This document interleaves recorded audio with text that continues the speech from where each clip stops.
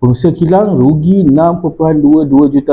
Masih ada lagi kes-kes skamer yang bertopengkan emas. Biasanya bila melibatkan kes-kes penipuan begini, mereka yang mudah kena scam adalah orang yang nak cepat untung dan tak faham asas ilmu emas. Dengan nilai RM6.2 juta tu tuan-puan, jika pengusaha kilang ni buat belian emas yang wujud dari syarikat emas yang berkredibiliti tinggi, beliau boleh dapat lebih kurang sekitar 16 kilogram emas. Jadi apa yang boleh kita belajar dari kisah ni?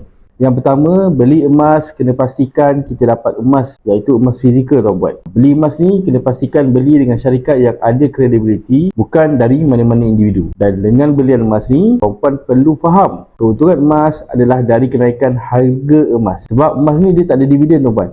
Jika tuan-puan lihat peratus kenaikan harga emas dalam goldprice.org, kenaikan harga emas dalam masa setahun setinggi 20%. Jika tuan-puan dijanjikan kenaikan lebih daripada itu, hati-hati. Mungkin duit tuan-puan akan dilaburkan untuk pelaburan lain selain daripada emas, dan kemungkinan juga ia adalah skamer yang bertopengkan emas. Jadi berbalik kepada asas belian emas, iaitu ilmu yang betul. Tuan-puan boleh buat bacaan ringkas seperti dari buku Wang Emas tulisan mentor saya, Tuan Muhammad Zulkifli Syafiee, dan juga buat bacaan tentang syarikat emas yang berkredibiliti tinggi seperti Public Gold. Dengan ilmu yang betul, tuan-puan boleh selamatkan duit tuan-puan dan dapat emas yang sebenar. Dapat belajar sesuatu? Kalau tuan-puan sayang duit dan tak nak kena tipu dengan skamer, boleh menabung dengan Public Gold senilai RM100. Saya boleh bimbing tuan-puan. Tuan-puan boleh isi je detail dalam beg biru kat bawah ni dan saya akan guide sebaiknya.